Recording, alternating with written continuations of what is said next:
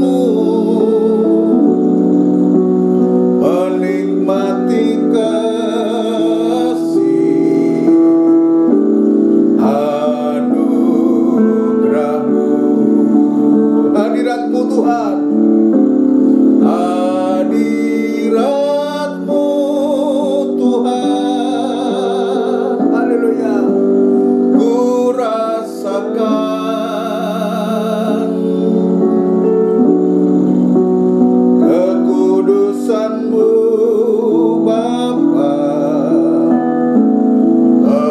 penuhiku.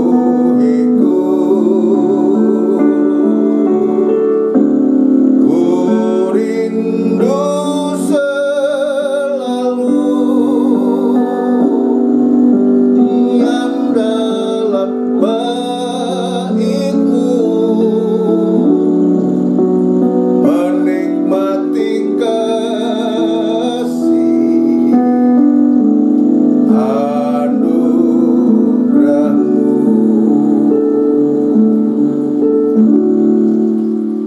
Saudara sekalian, ya, ketika kita menghadapkan diri di hadapan Tuhan dan sungguh yang kita rasakan adalah hadirat-Nya itu sungguh-sungguh nyata, dan ini kita bisa langsung rasakan dalam kehidupan kita. Itu sebabnya saudara sekalian, biarlah kita senantiasa dalam ibadah, dalam pelayanan kita, dalam pengikutan kita, selalu yang mengundang hadirat Tuhan itu selalu ada dalam hidup kita, dalam diri kita.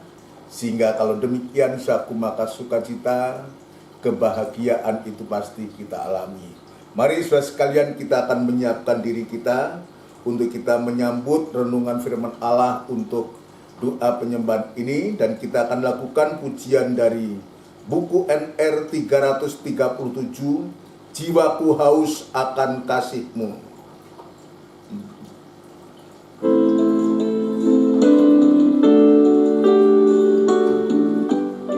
Kita nyatakan kepada Tuhan, jiwaku haus akan kasih-Mu. Haleluya. Jiwaku rindu akan cinta-Mu. Siramilah taman hatiku yang kering ini, agar cinta-Mu bersemi di hatiku. Haleluya. Jiwaku haus akan kasih-Mu. Jiwaku rindu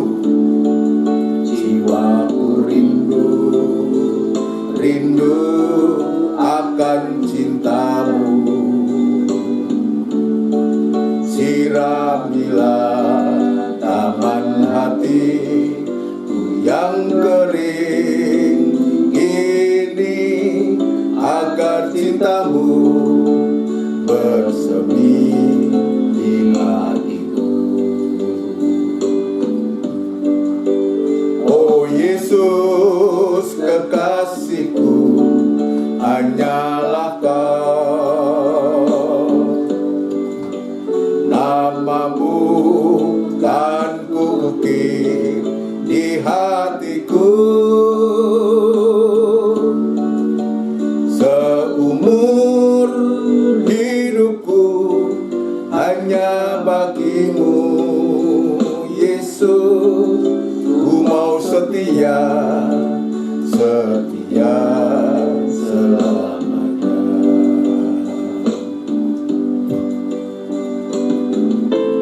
Haleluya.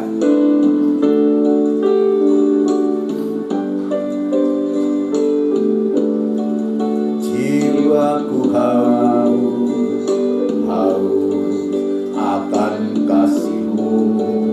Amin. Jiwaku rindu akan cinta-Mu.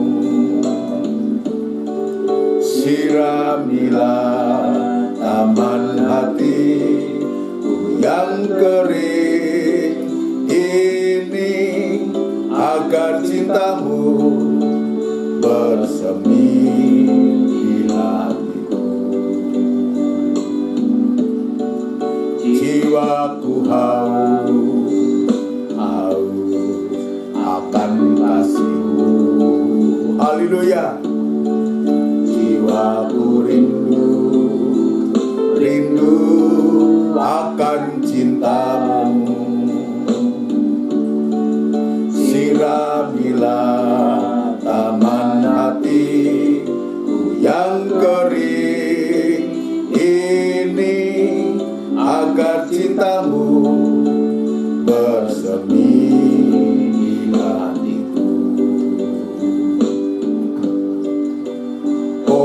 Yesus kekasihku, hanyalah Kau.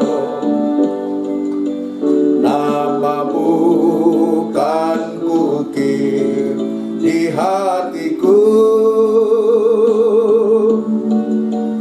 seumur hidupku hanya bagimu.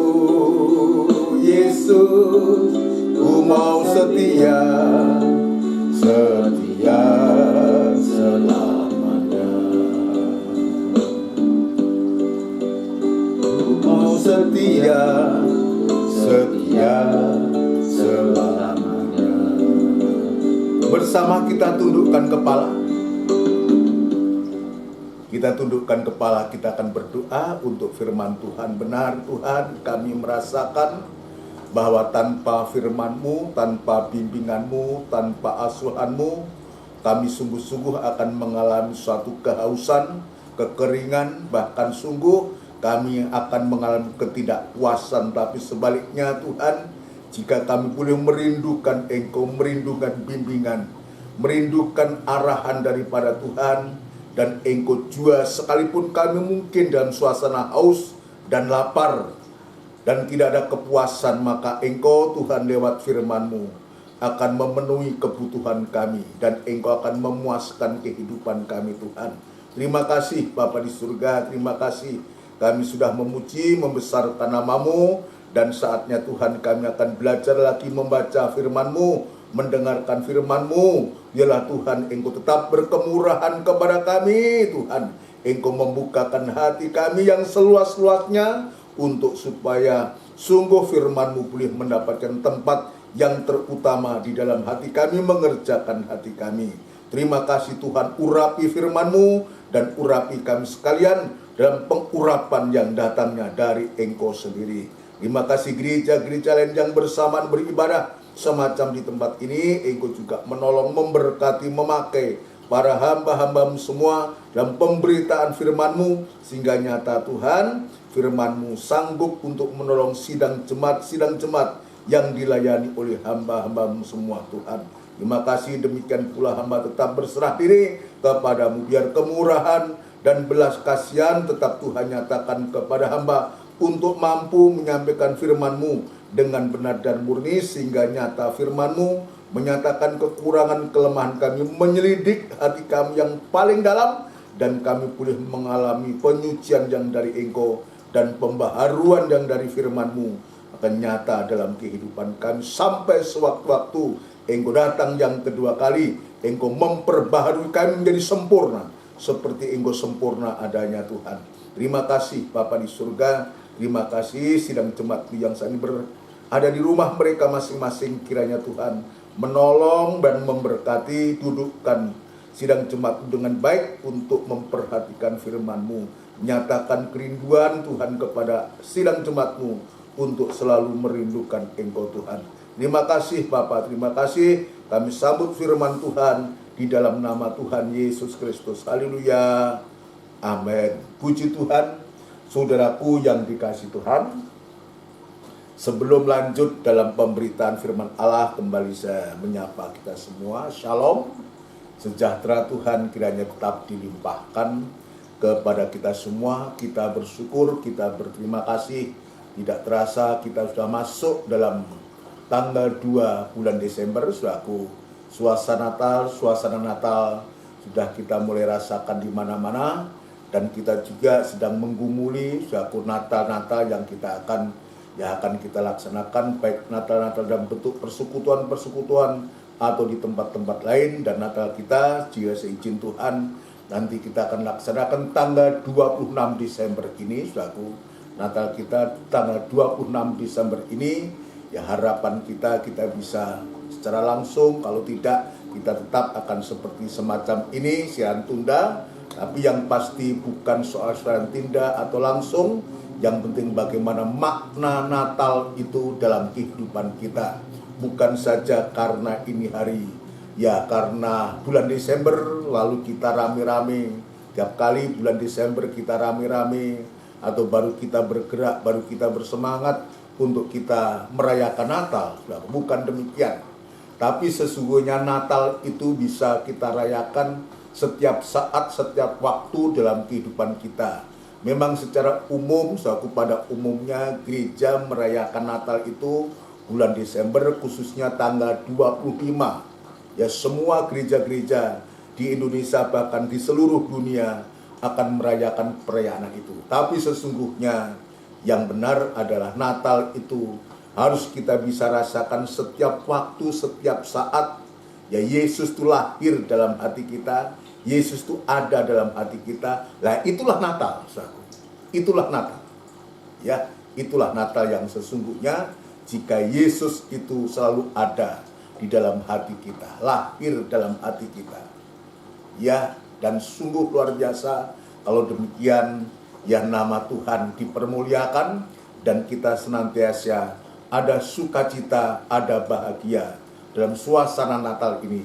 Biar kita juga merasakan kebahagiaan itu bersama keluarga kita, bersama rekan-rekan kita, tetangga kiri kanan kita, bersama sidang jemaat, ya, untuk kita bisa sama-sama memuji, membesarkan nama Tuhan. Puji Tuhan, saudara sekalian, kita tetap berdoa untuk acara-acara di sepanjang Desember ini. Banyak acara yang khususnya yang harus saya lakukan, dan mohon doa dari saudara sekalian untuk supaya Tuhan memberikan kekuatan, kesehatan kepada saya, sekaligus memberikan pembukaan firman Allah untuk kebutuhan setiap sedang jemaat atau pelayanan-pelayanan yang nanti sepanjang bulan Desember ini saya boleh melaksanakan, saudara. Ya, ini yang saya rindukan, yang saya pohonkan kepada Tuhan, juga kepada sidang jemaat, untuk saudara mendoakan supaya firman Allah dibukakan untuk kita.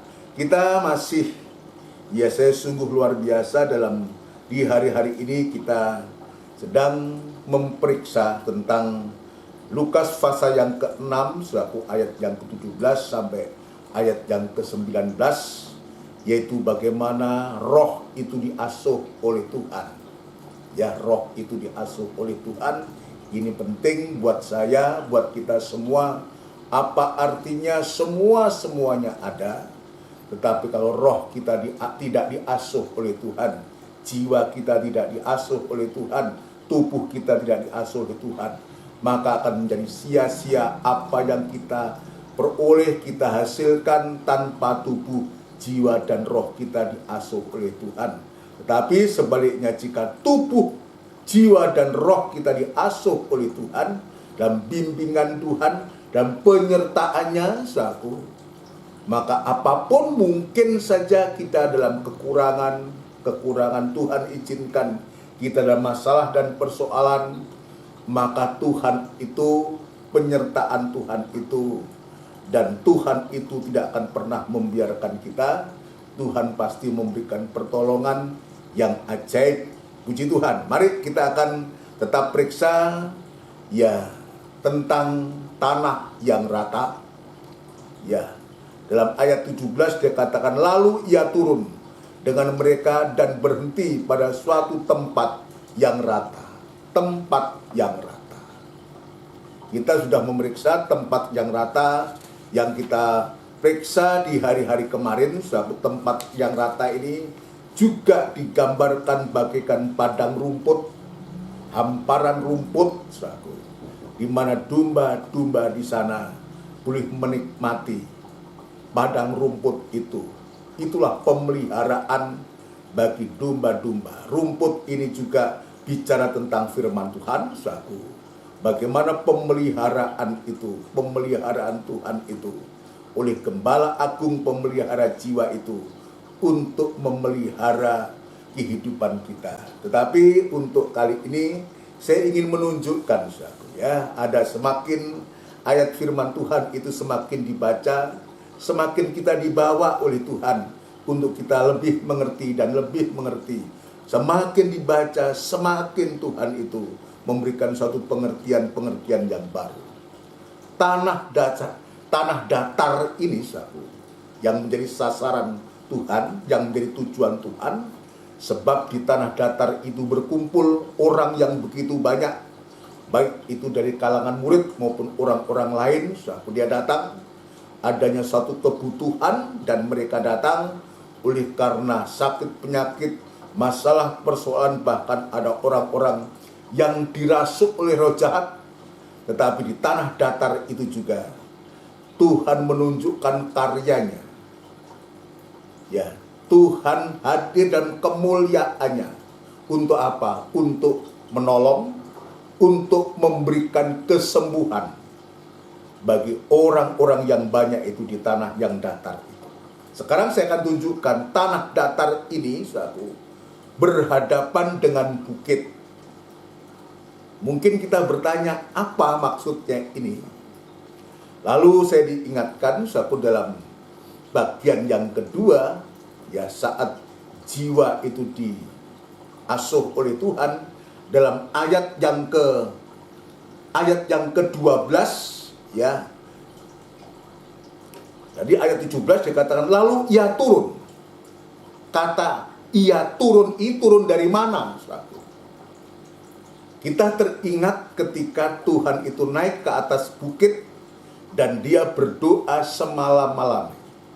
Ini ayat 17. Sekarang kita akan baca untuk supaya kita mengerti maksud tanah datar ini berhadapan dengan bukit ini. Kita baca ayat yang ke-12. Lukas pasal yang ke-6 ayat yang ke-12. Pada waktu itu pergilah Yesus ke bukit untuk berdoa, dan semalam-malaman ia berdoa kepada Allah. Jelas. Ya, kalau disebutkan ayat 17, lalu ia turun, itu karena dia sudah naik ke atas bukit, saudaraku, untuk berdoa semalam-malam. Dan setelah dia berdoa semalam-malam, saudaraku, keesokan harinya ia memanggil murid-murid dan memilih murid-murid yang ditentukan itu. Itulah 12 murid itu sudah kita bacalah. Sekarang, saudaraku, ya, ketika Tuhan turun dari bukit itu dan mata Tuhan tertuju ke tanah datar ini, saudaraku, maka berarti tanah datar ini berhadapan dengan bukit. Kalau dia turun dari bukit, ya turun ke tanah datar. Kalau kita berhadapan, kita membalik arah, saudaraku, membalik arah, maka kita akan melihat bukit di atas kita. Ya, ini ada satu pengertian yang luar biasa disebutkan di atas bukit itu dalam ayat 12 tadi. Dia berdoa semalam-malam. Semalam-malam. Dia tampil sebagai imam besar, suatu yang berdoa syafaat. Ya, yang berdoa syafaat. Dia berdoa semalam-malaman. Untuk kita prakteknya adalah ya untuk keselamatan kita semua. Dulu kepada berdoa semalam-malam pasti tertuju kepada murid-murid yang banyak itu. Ya, sekaligus juga tertuju kepada 12 murid yang ada, saudara, yang dipanggil dan dipilih.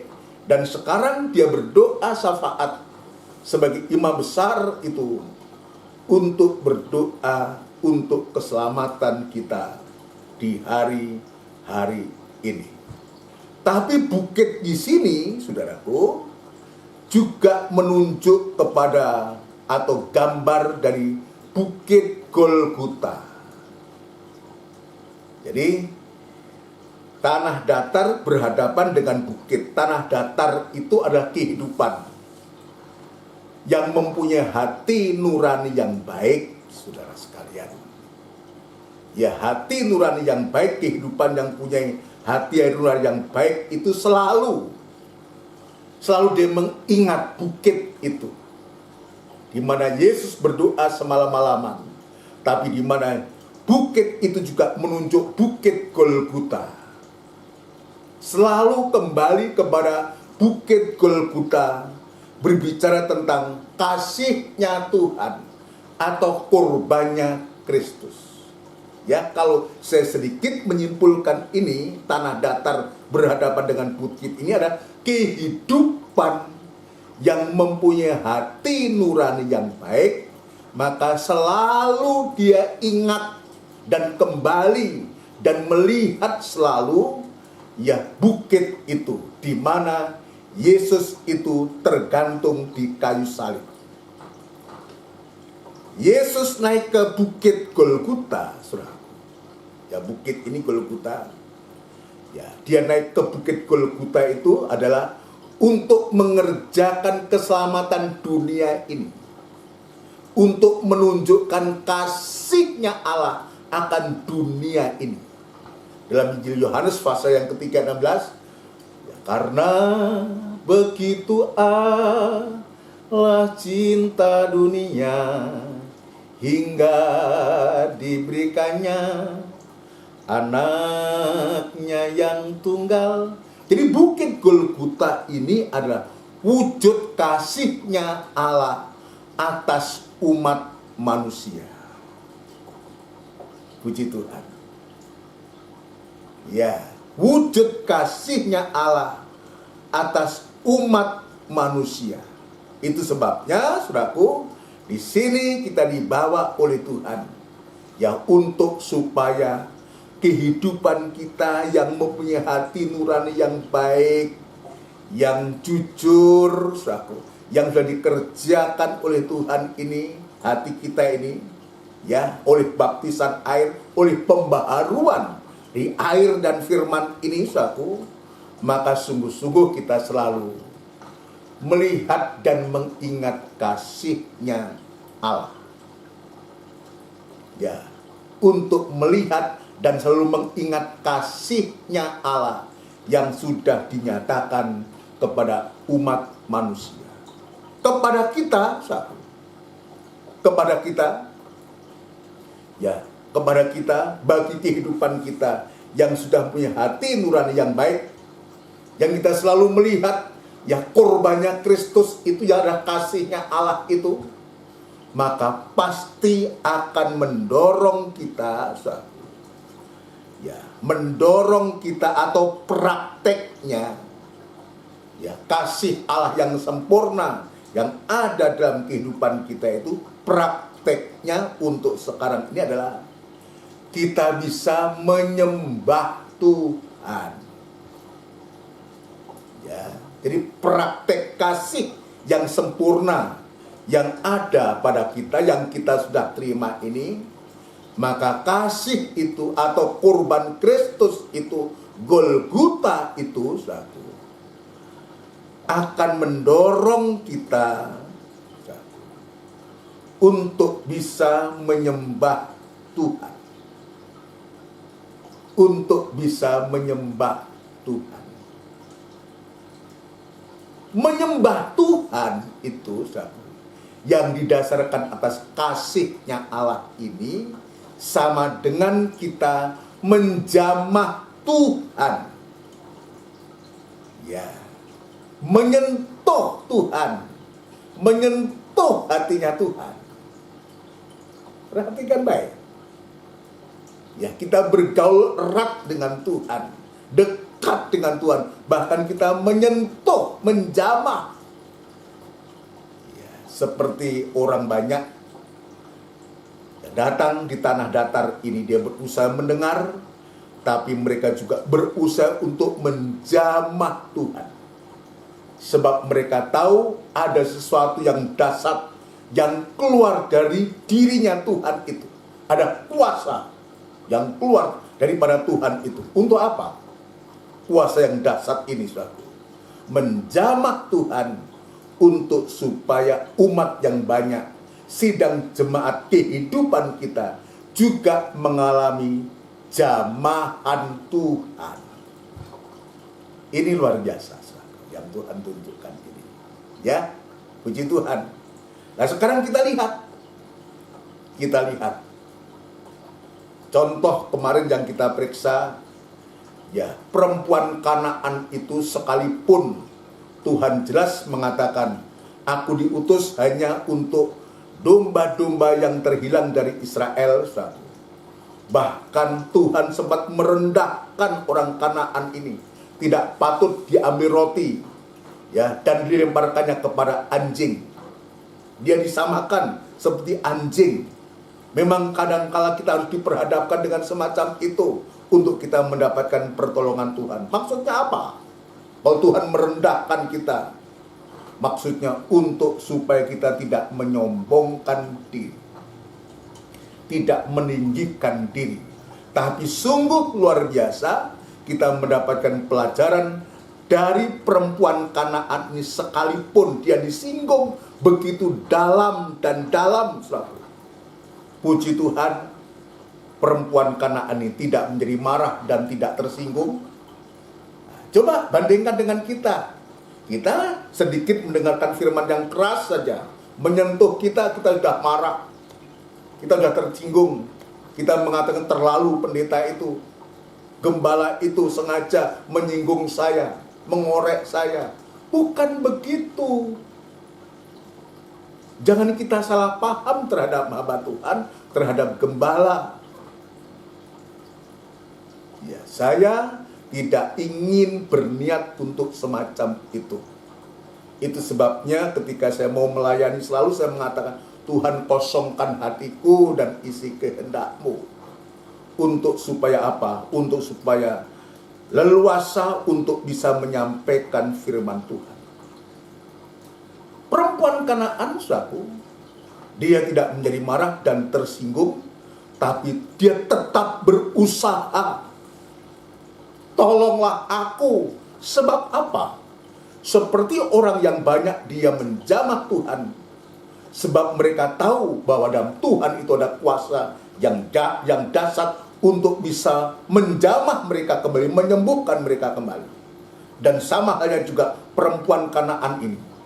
Dia yakin Yesus anak Daud yang sanggup untuk menolong anak perempuan dari perempuan Kanaan ini yang dirasuk setan dan sangat menderita.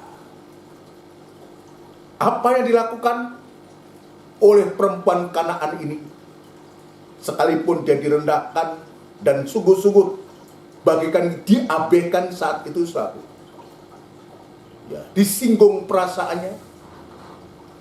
Ketika Tuhan mengatakan tidak patut diambil roti, mengambil roti dan melemparkannya kepada anjing. Diambil roti dari anak-anak dan melemparnya kepada anjing. Kamu itu anjing, sama dengan begitu. Tapi perempuan Kanaan ini memberikan jawaban yang begitu dahsyat juga. Benar Tuhan, anjing pun boleh makan remah-remah yang jatuh dari meja tuannya. Kenapa perempuan Kanaan ini sampai sejauh itu bisa menerima kenyataan itu? Dan perempuan ini dia membenarkan apa yang diucapkan Tuhan. Mari saya mengatakan, ya, membenarkan Tuhan atau membenarkan firman Allah dan menyalahkan dirinya. Itulah usaha upaya dari perempuan Kanaan itu untuk kesembuhan anak perempuannya yang sedang dirasuk oleh roh-roh yang lain dan sangat menderita. Sekarang buat kita, jika Tuhan izinkan kita juga mengalami hal semacam itu, saudaraku, apa usaha kita sekarang ini, di hari-hari ini? Saya ingin tunjukkan, saya ingin mengingatkan kepada kita, yaitu usaha kita adalah, yaitu kita mendengar firman Tuhan, ini mendengar perkataan Tuhan, supaya Gembala Agung pemelihara jiwa kita itu sungguh-sungguh nyata dalam kehidupan kita. Ini yang nomor satu. Usaha kita, jika Tuhan izinkan kita harus menghadapi kesulitan-kesulitan dalam bentuk apapun juga, apalagi dosa dan kejahatan, dengar firman Tuhan. Hanya firman Tuhan yang sanggup untuk menolong, memberikan jalan keluar untuk segala masalah kita. Perempuan Kanaan dia yakin, orang yang banyak juga yakin, saudara, bahwa Tuhan itu berkuasa untuk memberikan pertolongan. Yang kedua adalah mengaku kepada Tuhan. Mengaku kepada Tuhan. Tadi saya mengatakan membenarkan firman Tuhan dan kita mengakui kekurangan kita. Jadi mengaku segala dosa kita. Supaya apa? Supaya Roh Kudus itu dicurahkan dan kita mendapatkan kebahagiaan.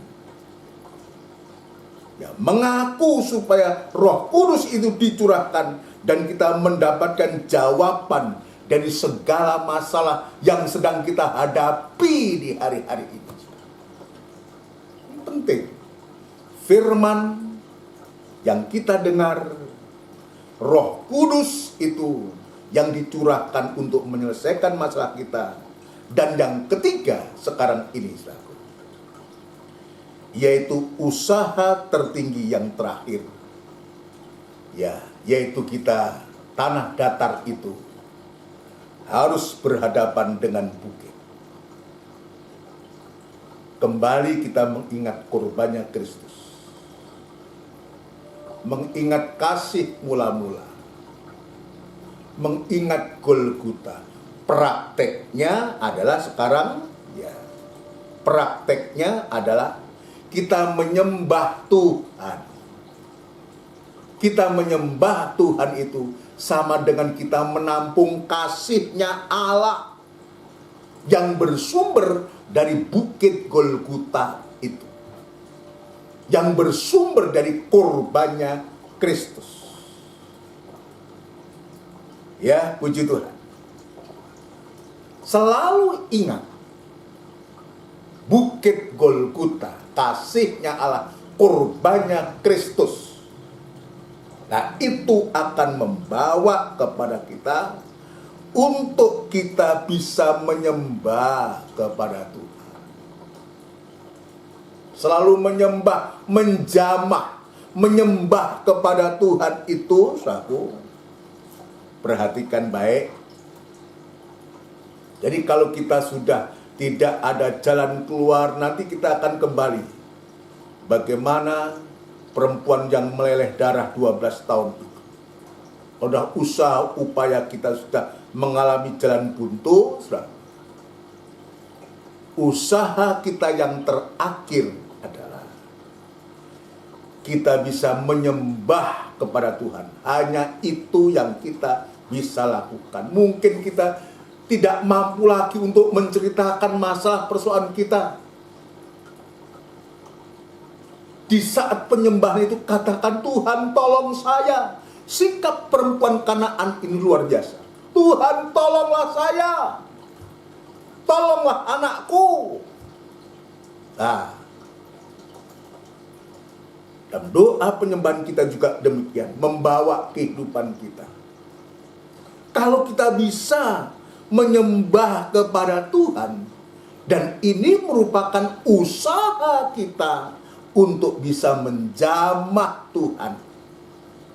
Jadi penyembahan itu upaya usaha kita untuk bisa menyentuh, untuk kita bisa berhadapan dekat dengan Tuhan. Kalau itu yang kita lakukan, saudara sekalian, ya.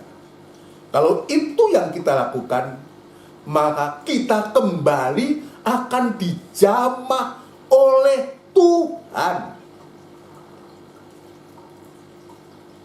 Ketika perempuan Kanaan ini, dia mengatakan, benar Tuhan, anjing pun boleh makan remah-remah yang jatuh dari meja tuannya.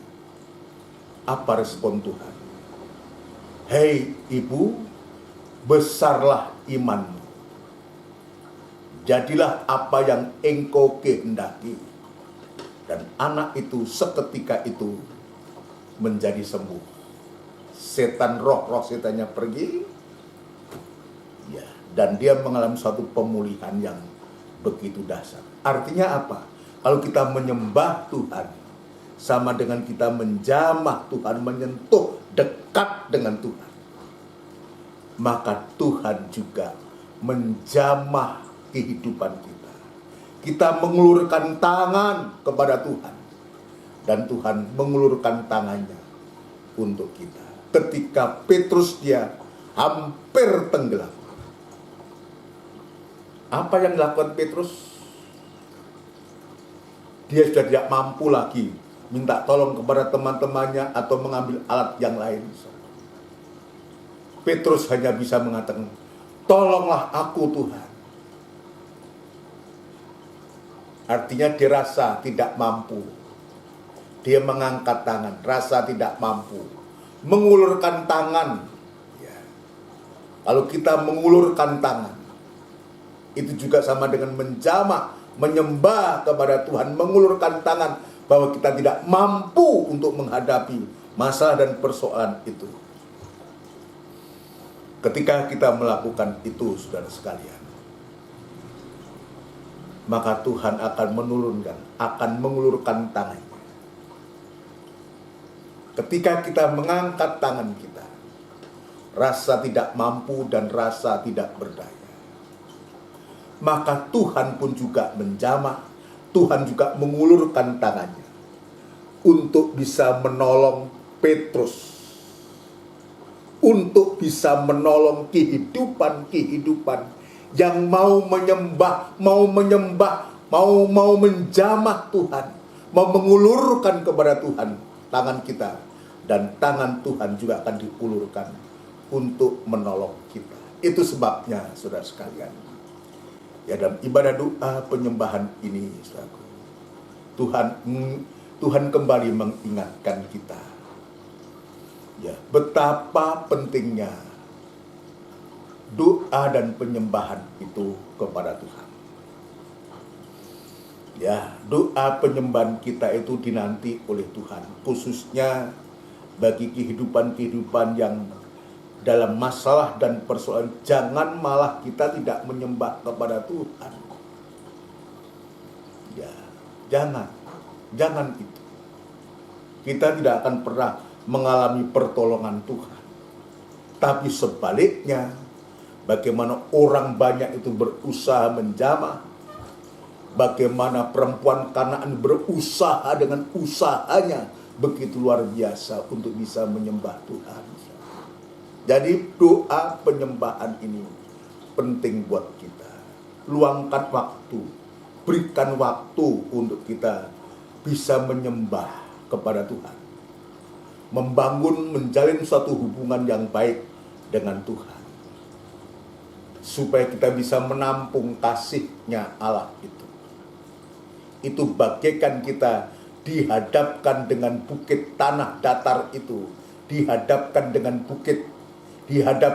korbannya Kristus, dengan kasih Allah, ya, untuk supaya betul-betul kita bisa menampung kasih-Nya Allah. Tapi seringkali kita lakukan suatu, hanya mau mendengar firman Tuhan saja, itu baik. Itu baik. Mendengar firman Tuhan itu baik. Tapi kalau mendengarkan firman itu tidak mengarah kepada suatu doa dan penyembahan, untuk apa? Maka itu akan menjadi kebanggaan buat kita. Atau sebaliknya. Sebaliknya. Kita hanya ingin, tadi saya mengatakan, hanya ingin mendengarkan firman Allah, tapi kita mengabaikan Roh Kudus. Ya, itu juga tidak benar. Atau kita hanya ingin menyembah saja, tapi kita mengabaikan firman dan Roh Kudus. Itu juga tidak benar. Yang benar adalah firman Allah dan Roh Kudus itu akan mendorong kita untuk kita bisa menyembah kepada Tuhan. Ini yang benar. 3 macam ibadah dalam kandang penggembalaan itu betul-betul luar biasa. Ada meja roti, ada pelita emas untuk membawa kita kepada mezbah dupa emas. Doa penyembahan yang punya pengertian proses perobekan daging sampai nanti daging itu terobek, saudaraku. dan kita bisa melihat kemuliaan Tuhan. Yaitu sebabnya jangan kita mengabaikan salah satu dari antara tiga macam ibadah ini. Firman Allah kita perlu, tapi Roh Kudus itu yang juga perlu. Justru firman Allah dan Roh Kudus ini akan mendorong kita untuk kita bisa menyembah kepada Tuhan. Jadi penyembahan ini yang kita lakukan ini, saudara sekalian, ini merupakan suatu usaha, upaya kita untuk supaya kita dijamah, supaya tangan Tuhan diulurkan kepada kita untuk memberikan pertolongan kepada kita semua. Saya akan memberikan contoh. Ya, sekalipun ini kemarin saya beberapa waktu yang lalu saya sudah menyampaikan contoh perempuan yang mengalami pendarahan selama 12 tahun ini. Contoh. Apa mereka nggak ada usaha? Selama 12 tahun ini dia sakit pendarahan, apa dia nggak ada usaha untuk bisa sembuh, atau dibawa ke tabib, atau dibawa kemana, ke dokter dan semua, atau diobati? Mereka sudah usahakan. Perempuan yang melelehkan darah ini 12 tahun ini, dia sudah berusaha sedemikian rupa sampai hartanya, kepunyaannya itu habis, saudara. Ada usaha, tapi usaha yang sia-sia karena usahanya di luar Tuhan, dengan kekuatannya, dengan kemampuannya. Lalu apa yang terjadi, saudara? Dia sudah berusaha sedemikian rupa, tapi yang terjadi penyakitnya tidak bertambah baik, tapi justru semakin bertambah buruk. Justru semakin bertambah buruk. Tapi dia tidak putus asa. Dia berusaha mencari waktu, mencari kesempatan untuk bisa bertemu Yesus. Untuk bisa bertemu Yesus. Dia tidak memperdulikan dengan sakit penyakitnya itu. Dia tidak perlu orang banyak yang juga ingin bertemu Yesus. Tapi dia berusaha dengan keras untuk dia bisa menjamah. Dalam hatinya berpikir, asal ku jamah saja jubahnya, aku akan menjadi sembuh. Saya tidak bisa membayangkan, 12 tahun dia mengalami suatu pendarahan. Dan seizin Tuhan, saudaraku, saya diizinkan Tuhan untuk melayani orang yang mengalami lelehan darah ini. Ya, kurang lebih setengah tahun saya melayani seorang ibu ini. Dan maaf kata, kalau dia sedang penyakitnya itu kambuh, darah itu bukan hanya cair, gumpalan-gumpalan itu keluar. Dan itu betul-betul tidak sedap. Dia tinggal di satu kamar dan luar biasa. Saya harus masuk di kamar itu. Saya merasakan betul bagaimana rasanya. Ya, ketika saya harus melayani orang yang semacam. Jadi, saya dari cerita ini begitu merasakan betapa penderitaan dari seorang perempuan yang meleleh darah sudah 12 tahun akut. Sudah sulit untuk bisa disembuhkan. Sulit untuk bisa disembuhkan.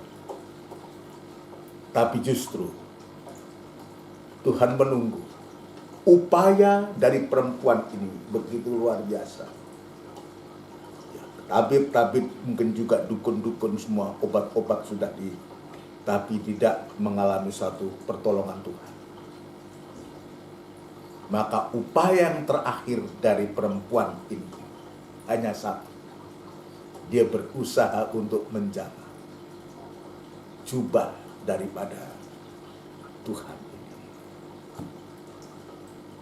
Kalau sudah tidak ada sesuatu yang bisa diharapkan, sesama tidak bisa diharapkan, orang tua tidak bisa diharapkan, saudara tidak bisa diharapkan, anak tidak bisa diharapkan. Lalu kita berharap kepada siapa? Kita tidak bisa berharap kepada pendeta, kepada gereja. Lalu kita harus berharap kepada siapa? Maka dari pihak kita, biar kita bersikap seperti perempuan yang meleleh darah ini. Berusaha apapun yang harus dihadapi. Orang banyak, iya.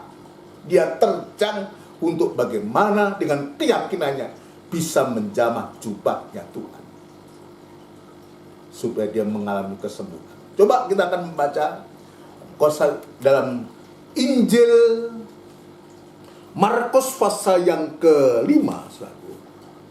Injil Markus pasal yang kelima. Ya, tidak mengapa saya mengulangi ini, membaca sebab ini dahsyat, ini luar biasa. Apa yang Tuhan lakukan ini luar biasa. Ya. Markus pasal yang kelima ayat yang ke-25, ayat yang ke-25 sampai dengan ayat yang ke-29. Begini bunyi. Adalah di situ seorang perempuan yang sudah 12 tahun lamanya menderita pendarahan. Jelas 12 tahun lamanya menderita pendarahan. Angka 12 ini, 12 tahun ini bukan waktu yang pendek. Bukan waktu yang pendek. Ya, 12 tahun lamanya menderita pendarahan. Ayat 26, ia telah berulang-ulang berobat oleh berbagai tabib sehingga telah dihabiskannya semua yang ada padanya. Sudah berulang-ulang. Jadi bukan tanpa usaha. Perempuan ini sudah berusaha, berulang-ulang diobati oleh berbagai tabib. Artinya banyak tabib yang dia datangi untuk penyembuhannya, sehingga telah dihabiskannya semua yang ada padanya, menghabiskan harta bendanya untuk berobat. Jadi ini upaya, ini usaha. Ya, namun sama sekali tidak ada faedahnya, malah sebaliknya keadaannya makin memburuk. Coba, ini kalau kita kan kita bisa putus asa, sudah semua habis. Untuk berobat ini itu semua. Ini bisa membuat kita menjadi putus asa.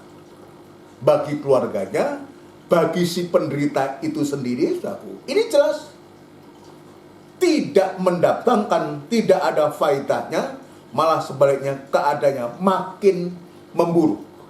Saudara sekalian, ayat 27, dia sudah mendengar berita tentang Yesus ini. Kita perhatikan. Maka di tengah-tengah orang banyak itu, ya, jadi dalam keadaan semacam itu, pendarahan semacam itu, ya, di tengah-tengah orang banyak yang semua juga ingin bertemu Yesus, ya, di tengah-tengah orang banyak itu ia mendekati Yesus dari belakang dan menjamah jubahnya. Sebab katanya, asal ku jamah saja jubahnya, aku akan sembuh. Ini merupakan upaya yang terakhir yang dilakukan oleh perempuan yang meleleh darah selama 12 tahun. Upaya-upaya yang lain itu, saudara sekalian, tidak memberikan hasil apa-apa. Tapi sekarang dengan keyakinan yang penuh itu, tanpa mempedulikan siapapun juga, nggak penting, nggak peduli orang banyak itu, bagaimana kata orang banyak terhadap dia yang sakit leleh darah itu, tidak penting buat dia. Tapi dia terjang, ini usaha. Yang penting dia katakan, asal ku jamah jubahnya, aku akan sembuh.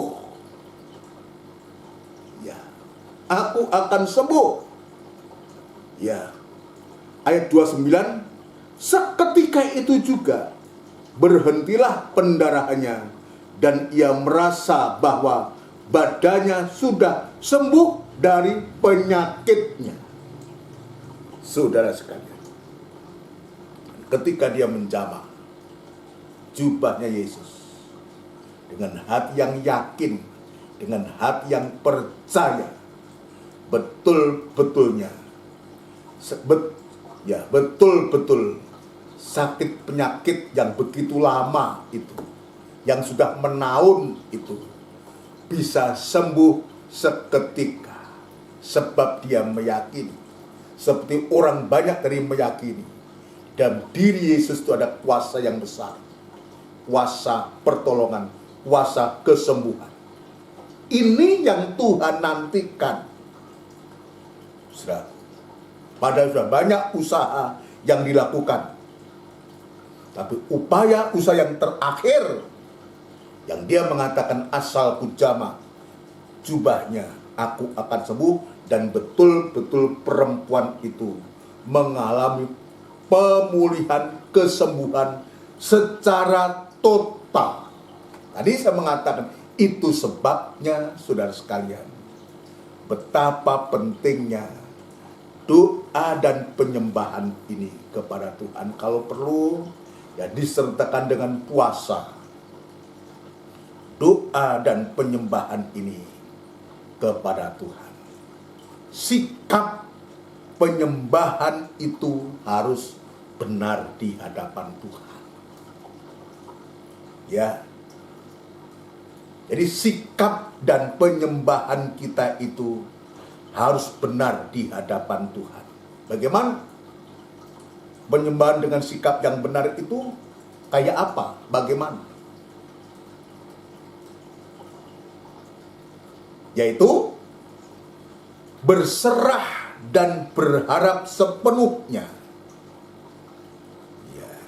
Ini sikap penyembahan yang benar itu adalah bersikap atau berharap sepenuh, menyerah sepenuh kepada Tuhan. Ya. Ini penyembahan dengan sikap yang benar. Saya ulangi, berserah dan berharap sepenuh kepada Tuhan. Kalau itu yang kita lakukan, ada ayat mengatakan, ya, maka Allah akan bertindak. Kalau kita menyembah dengan sikap yang benar, ya, penyembahan yang didasari firman dan Roh Kudus, didorong oleh firman dan Roh Kudus, ini yang akan membuat Allah itu bertindak. Allah itu menolong. Allah itu mengulurkan tangannya. Allah itu menjamah kehidupan itu. Dan saya sangat diberkati ini, memberikan satu kekuatan pengharapan kepadaku. Untuk apa? Untuk membawa diriku semakin hari semakin banyak kita menyembah kepada Tuhan. Penyembahan memang harus sebaiknya kita berlutut. Itu penghargaan kita terhadap Tuhan. Rasa dengan menyembah, dengan berlutut itu dengan hati yang tunduk, hati dengan hati yang rendah. Tapi juga bisa kita lakukan di mana dan kapan saja. Yang penting bagaimana hati kita, hubungan kita dengan Tuhan itu benar membangun hubungan kita kepada Tuhan. Jadi saudara sekalian, sikap penyembahan yang benar itu adalah kita berserah sepenuh kepada Tuhan, dan artinya tidak berharap kepada yang lain lagi. Dengan seperti perempuan itu mengatakan dengan ucapan, asal saja ku jamah jubahnya. Ini artinya ia sudah melupakan upaya usahanya itu. Melupakan tabib dan dokter-dokter yang dia sudah datangi itu. Ini perempuan yang meleleh darah selalu. Dia lupakan itu. Dia melupakan itu. Lalu tadi saya mengatakan juga penyembahan dengan sikap yang benar. Kalau kita melakukan penyembahan itu dengan sikap yang benar, artinya penyembahan yang berdasarkan firman dan Roh Kudus. Ini akan membuat kita, sekalipun kita dalam beban, dalam masalah, dalam persoalan yang begitu pelik, saudaraku, tidak akan membawa kehidupan kita menjadi kecewa. Yang ketiga, yaitu sikap penyembahan yang benar dengan sikap merendahkan diri. Bukan penyembahan dengan arogan, dengan membenarkan diri, dengan menyombongkan diri. Bukan. Seperti orang Farisi yang dia berdoa, dan ketika itu dia bersama dengan pemungut cukai. Kita lihat doa dari Farisi ini. Dia menyombongkan diri, dia menyalahkan orang lain. Ya, tidak seperti orang ini, tidak seperti pemungut cukai ini. Ini doa yang dengan arogan berdoa menyembah, tetapi kita sambil menyalahkan orang lain. Tapi bandingkan sikap dari pemungut cukai ini, merasa tidak layak, merasa dia orang berdosa, saudara sekalian, dan dia jauh-jauh dan sambil menepuk dada, dia mengatakan, "Ya Tuhan, ampunilah hamba, orang berdosa ini." Inilah sikap doa penyembahan yang benar. Juga apa yang dilakukan oleh perempuan Kanaan. Benar Tuhan, artinya dia membenarkan firman Tuhan dan dia menyalahkan dirinya sendiri. Ini saudaraku yang Tuhan tunjukkan. Tuhan tunjukkan untuk kita semua, untuk supaya kita bisa mengerti apa yang menjadi kehendak daripada Tuhan. Ya, kalau kita bisa melakukan itu, kita dengan menyembah, dengan merendahkan diri, artinya kita mengakui bahwa kita sebenarnya tidak layak. Tidak layak untuk apa? Tidak layak untuk bisa menyembah Tuhan. Tidak mampu untuk menjamah Tuhan. Tetapi hanya kemurahan Tuhan, hanya kesempatan, hanya usaha, upaya yang begitu gigih yang dilakukan oleh perempuan Kanani, perempuan yang meleleh darah, yang juga dilakukan oleh pemungut cukai ini, sehingga pertolongan Tuhan itu dinyatakan. Yang rohani dijamah, yang jasmani juga dijamah oleh Tuhan, sehingga penyembahan ini dengan segala penyerahan kita itu sanggup untuk mengubah sesuatu yang mustahil menjadi tidak mustahil.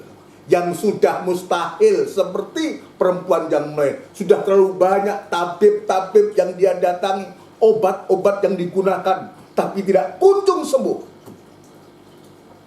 Tapi dengan dia menjamah, dia menjemah, ya, menjamah Tuhan, dan dia sungguh dijamah oleh Tuhan, menghapus segala kemustahilan itu dan dipulihkan kembali. Sampai sewaktu-waktu pemulihan itu akan terus terjadi dalam kehidupan-kehidupan yang mau menyerahkan dirinya, menggantungkan dirinya sepenuh kepada Tuhan, saudara.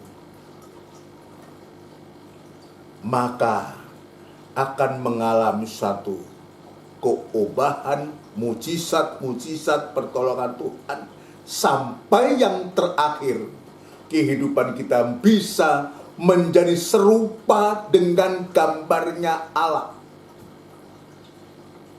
Pemulihan secara rohani sedang terjadi, cacat celah kita dihapus oleh Tuhan.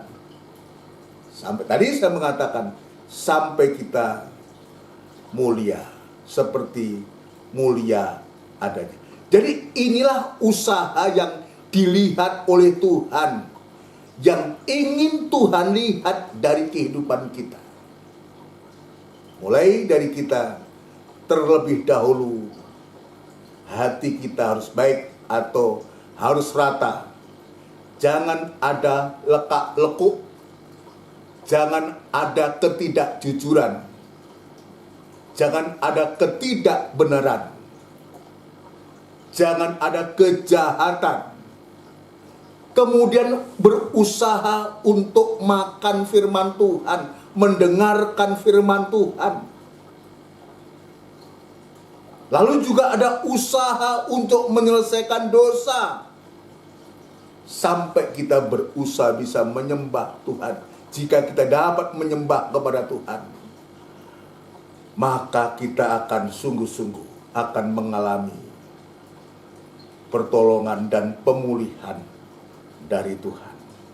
Biar di hari-hari ini saudara sekalian, doa dan penyembahan kita tingkatkan, tapi bukan doa penyembahan yang salah, tapi doa penyembahan yang benar, yang didasarkan atas firman dan Roh Kudus. Menyembah Bapa dengan roh dan kebenaran. Puji Tuhan, inilah firman Tuhan, renungan firman Allah dalam doa penyembahan ini, dan kita akan melakukan satu pujian.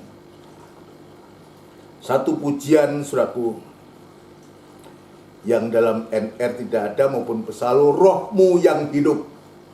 Rohmu yang hidup.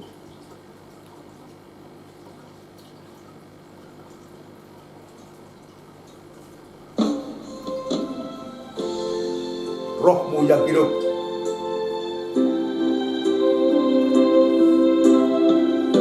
Haleluya.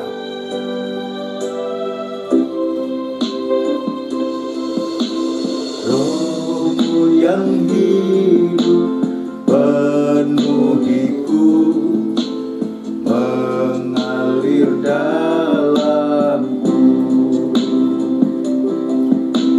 Jiwaku tenang bersamamu dalam naunganmu.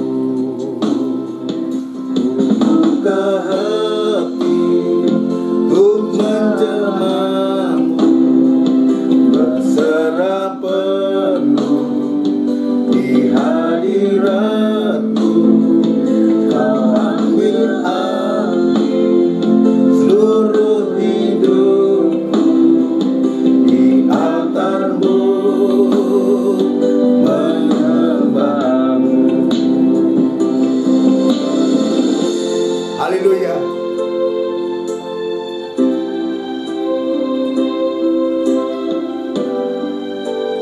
Amin.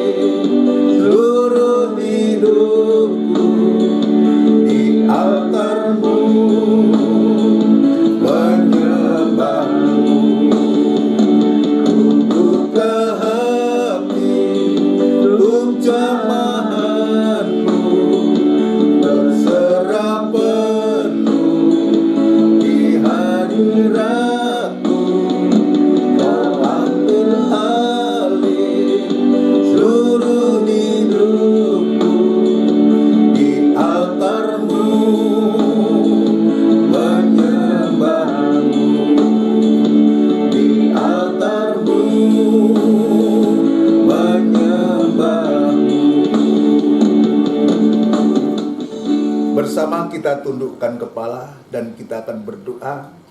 Benar Tuhan, lewat firman-Mu, Engkau menyatakan kehendak-Mu kepada kami, dan Engkau sudah membuka hati kami, memberikan pengertian kepada kami.